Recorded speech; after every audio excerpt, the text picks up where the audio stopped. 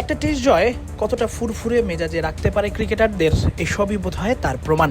শরীফুল ইসলাম ছিলেন না প্রথম টেস্টে, দলের সঙ্গে পরে যোগ দিয়েছেন, তবে বাংলাদেশের ঐতিহাসিক টেস্ট জয় মাঠে থেকে দেখেছেন। দ্বিতীয় টেস্টে শরীফুলের অনুভূতি জানতে গণমাধ্যম হাজির বাংলাদেশ দলের জিম সেশনে।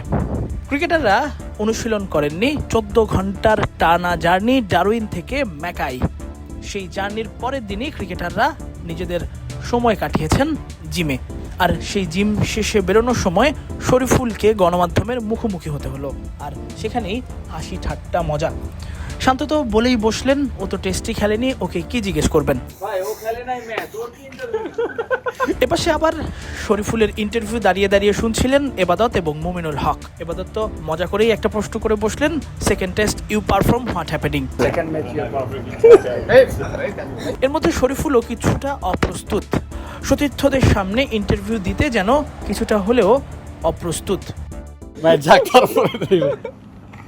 এরপর আবার শরীফুল ইন্টারভিউ দিতে গেলেন, বিভিন্ন প্রশ্নের উত্তর দিচ্ছেন, এমন সময় আবারও শান্তর আগমন। শরীফুলের ইন্টারভিউ নিলে আপনাদের টিআরপি কমে যাবে, ওর ইন্টারভিউ কি নেবেন বলেই দৌড় দিলেন শান্ত।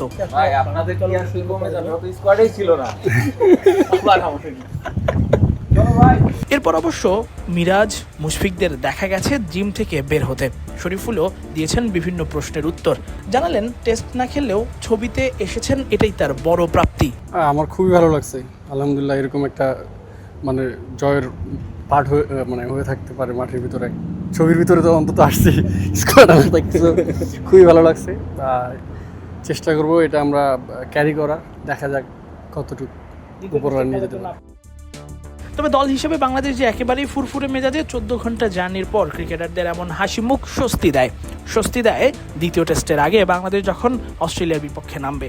এবং কোনো দ্বিধা ছাড়াই শরীফুল জানালেন, সিরিজ জয়ই তাদের লক্ষ্য।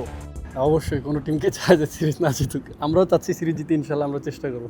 বাট যারা খেলছে তাদের জন্য আমি সবসময় দোয়া করছি যে তারা যাতে বেস্ট পারফর্মটা করতে পারে এবং কি আমরা যাতে উইন হতে পারি।